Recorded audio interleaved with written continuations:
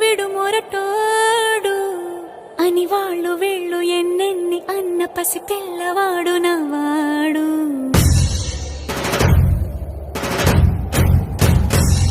విడు ముండోడు అని ఊరు వాడ అనుకున్న గాని మహారాజు నాకు నవ్వాడు.